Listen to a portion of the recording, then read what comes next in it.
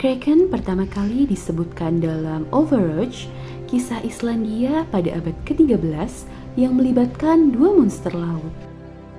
Mereka menyebut dua monster ini sebagai Hafguifa atau kabut laut dan Ihbar atau punggung hitar. Kraken digambarkan sebagai makhluk raksasa yang berdiam di lautan wilayah Islandia dan Norwegia. Makhluk ini sering digambarkan menyerang kapal yang lewat dengan cara menggulungnya dengan tentakel raksasanya, kemudian menariknya ke dalam laut. Sebutan Kraken pertama kali muncul dalam buku Systema Nature yang ditulis oleh Carolus Linnaeus pada tahun 1735.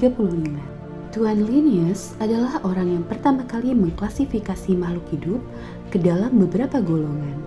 Dalam bukunya, ia mengklasifikasikan Kraken ke dalam golongan Cephalopoda dengan nama latin Microcosmos. Dengan demikian, Kraken bisa dikatakan memiliki tempat dalam sains modern. Seorang uskup Bergen yang juga seorang naturalis, yaitu Erik Ludvigsen Pontoppidan, pernah menulis dalam buku Natural History of Norway yang terbit tahun 1752, mengatakan kalau Kraken tidak bisa disangkal. Ia adalah monster laut terbesar yang pernah ada. Menurut Pontoppidan, Kraken memiliki ukuran sebesar pulau yang terapung dan memiliki tentakel seperti bintang laut. Makhluk ini bisa menggulung kapal yang lewat dengan tentakelnya, kemudian menariknya ke dasar lautan. Bahaya utama dari Kraken adalah riak air yang dahsyat ketika ia menyelam ke dalam lautan. Riak itu bisa menenggelamkan kapal yang ada di dekatnya. Pontoppidan juga menulis mengenai sisi lain dari makhluk ini. Ia menyebutkan kalau ikan-ikan di lautan suka berada di dekat Kraken. Karena itu juga, para nelayan Norwegia yang mengetahui hal ini suka mengambil resiko untuk menangkap ikan meskipun harus menuju ke arah Kraken. Pada tahun 1801,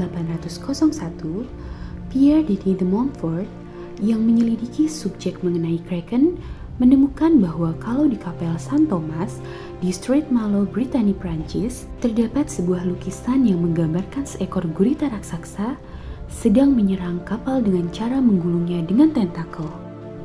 Insiden dalam lukisan tersebut ternyata berdasarkan pada peristiwa nyata. Dikisahkan kalau kapal tersebut adalah kapal Norwegia yang sedang berlayar ke lepas pantai Angola. Ketika makhluk itu mulai menyerang kapal, para pelaut di dalamnya membuat sebuah kaul atau sumpah janji, yaitu jika mereka dapat terlepas dari bahaya ini, mereka akan melakukan perjalanan ziarah. Para awak kapal kemudian mengambil kapak dan mulai melawan monster itu dengan memotong tentakel-tentakelnya dan berhasil membuat monster itu pergi. Sebagai pemenuhan atas kaul itu, para awak kemudian mengunjungi kapel San Thomas di Britania, kemudian menggantung lukisan itu sebagai ilustrasi atas peristiwa yang menimpa mereka. Bisa jadi, kisah ini menjadi salah satu bukti keberadaan monster laut yang selama ini dianggap mitos. Selain itu, ada juga kisah dari Kapten Jean Magnudis dari Denmark yang bertemu dengan makhluk itu di lepas pantai Angola. Makhluk itu menyerang kapal mereka dan membunuh 3 orang awaknya. Sedangkan para awak kapal lainnya segera mengambil meriam dan menembakkannya ke monster itu. Pada akhirnya monster itu pun menghilang ke dalam laut. Kapten Dins memperkirakan monster itu memiliki panjang hingga 11 meter. Kisah lain juga terjadi pada tanggal 30 November 1861. Diceritakan awak kapal Prancis Angleton menyaksikan seekor monster laut raksasa berenang tidak jauh dari kapalnya. Saat itu mereka sedang berlayar ke Kepulauan Canary. Para awak kapal segera menyiapkan peluru dan mortir, kemudian menembakkannya ke arah monster itu. Monster yang ketakutan dengan segera berenang menjauh. Sayangnya kapal Angleton segera mengejarnya. Ketika kapal berhasil mendekat ke arah monster itu, Para awak segera menghujami monster itu dengan tombak besi dan melempar jaring besar untuk menangkapnya. Ketika para awak kapal mengangkat jaring itu, tubuh monster itu patah dan hancur kemudian berjatuhan ke air. Monster itu pun hanya menyisakan tentakelnya di dalam jaring. Ketika kapal itu telah berlabuh, mereka segera memberikan tentakel itu pada komunitas ilmuwan. Kemudian para ilmuwan sepakat bahwa para awak kapal kemungkinan telah menyaksikan seekor cumi-cumi raksasa dengan panjang sekitar 8 meter. Ada juga cerita dari seorang nelayan bernama Tupel Pickett yang berhasil menemukan tentakel cumi-cumi raksasa di Newfoundland pada bulan Oktober 1873. Setelah diukur, para peneliti menyimpulkan kalau hewan ini kemungkinan memiliki panjang hingga 11 meter.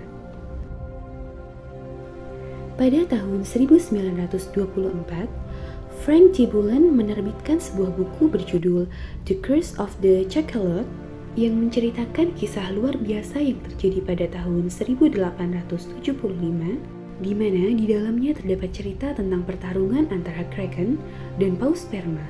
Tuan Bulan berkata, ada gerakan besar di dalam laut saat purnama. Aku meraih teropong malam yang selalu siap digantungannya. Aku melihat paus penyembur besar sedang terlibat peperangan dengan seekor cumi-cumi yang memiliki tubuh hampir sebesar paus itu. Kepala paus itu terlihat lincah seperti layaknya tangan. Paus itu terlihat sedang menggigit tentakel cumi-cumi itu dengan sistematis. Di samping kepalanya yang hitam, juga terlihat kepala cumi-cumi yang besar. Ini mengerikan. Aku tidak pernah membayangkan ada cumi-cumi dengan kepala sebesar itu.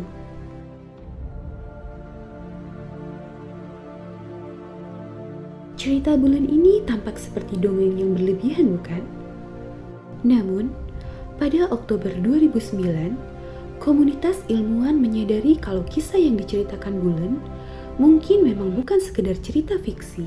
Di wilayah perairan Pulau Bonin, Jepang, para peneliti kelautan berhasil mendapatkan foto-foto langka yang menakjubkan.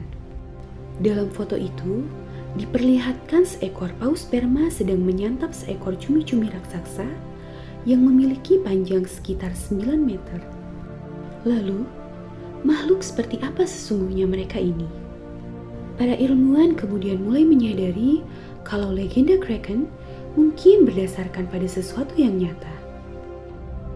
Bisa jadi, kraken itu adalah cumi-cumi raksasa atau giant squid, atau cumi-cumi kolosal, atau mungkin gurita raksasa. Yang pertama ada giant squid atau cumi-cumi raksasa. Cumi-cumi raksasa berasal dari genus Architutis, memiliki 8 spesies dan diketahui bisa memiliki panjang hingga 13 meter bagi betinanya dan 10 meter untuk yang jantan. Ukuran ini dihitung dari sirip kaudal hingga ujung tentakel. Namun, ukuran cumi ini bisa jadi lebih besar dari yang diperkirakan. Seperti pada tahun 1880, potongan tentakel ditemukan di Selandia Baru dan diperkirakan milik cumi-cumi raksasa yang memiliki panjang hingga 18 meter. Kisah tentang seekor cumi-cumi raksasa yang bisa menenggelamkan sebuah kapal mungkin terdengar mengada-ngada di zaman ini. Namun, pada abad pertengahan, ukuran kapal tidak sebesar yang kita miliki sekarang. Contohnya, kapal Columbus yang bernama Pita hanya memiliki panjang 18 meter. Seekor giant squid sepanjang 10 hingga 15 meter sudah bisa dipastikan dapat menyerang dan menenggelamkan kapal ini dengan mudah. Pada tahun 2004, seekor cumi-cumi raksasa berhasil ditangkap dalam kondisi hidup. Sayangnya cumi-cumi itu berhasil kabur dan meninggalkan tentakelnya yang putus sepanjang 5,5 meter. Para ilmuwan memperkirakan kalau makhluk itu memiliki total panjang 8 meter. Jika giant squid saja sudah memiliki ukuran yang luar biasa, mungkin cumi kolosal akan membuatmu lebih takjub. Makhluk ini memiliki nama latin Mesonychotutis hamiltoni. Para ilmuwan percaya bahwa makhluk ini mampu tumbuh hingga sepanjang 14 meter. Ini membuatnya menjadi hewan invertebrata terpanjang di dunia.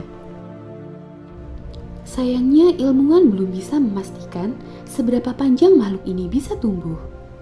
Jika benar ada kraken di luar sana, bisa jadi cumi kolosal adalah tersangka utamanya.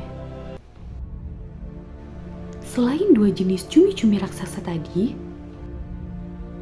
ada makhluk lainnya lagi yang mampu tumbuh dengan ukuran yang luar biasa.